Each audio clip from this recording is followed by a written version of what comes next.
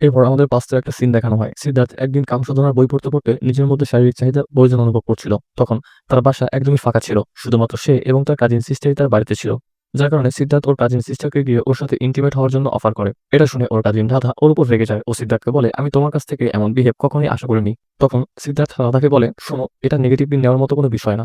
বইয়ে স্পষ্ট বলা আছে, শারীরিক মিলনের মাধ্যমে মানুষের দুঃখ এবং ডিপ্রেশন দূর হয়। এটা আমাদের শারীরিকভাবে সুস্থ রাখে। প্রতিটা মানুষের শরীরের জন্য এসব করা অনেক উপকারী। এসব শুনে রাধা এক প্রকার হিপনোটাইজ হয়ে যায় এবং পরক্ষণেই সিদ্ধার্থের সাথে ইন্টিমেট হতে রাজি হয়ে যায়। পরের সিন প্রেজেন্টে শিফট করে, যেখানে দেখা যায় কলেজে ঝাড়ুদার মহিলার সাথে ইন্টিমেট হওয়ার পর সিদ্ধার্থ ক্লাসরুম থেকে বের হচ্ছে। এমন সময় ইন্দু সেখানে চলে আসে এবং সিদ্ধার্থকে বলে, দেখো, তুমি তোমার ইচ্ছা মতো যখন যার সাথে যা খুশি তাই করতে পারো না। এখানে ইন্দু সিদ্ধার্থের সাথে কথা বলার চেষ্টা করে, কিন্তু সিদ্ধার্থ ওর কথার কোনো জবাব না দিয়ে সেখান থেকে চলে যায়। তখন ইন্দুর ক্লাসমেট ওকে ডেকে বলে, তুমি ওর সাথে ঝামেলায় জড়াচ্ছ কেন? এই পুরো কলেজটাই সিদ্ধার্থদের, আর ওর ইমোশন না থাকার কারণে ও এমন বিহেভ করে। এটা শুনে ইন্দু কিছুটা শকড হয়।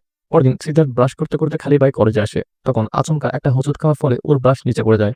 কিন্তু সিদ্ধার্থ ব্রাশ না উঠিয়ে গাছের একটা পাতা ছিঁড়ে সেটা দিয়ে ব্রাশ করতে শুরু করে, যেটা দেখে ইন্দু কিছুটা অবাক হয়।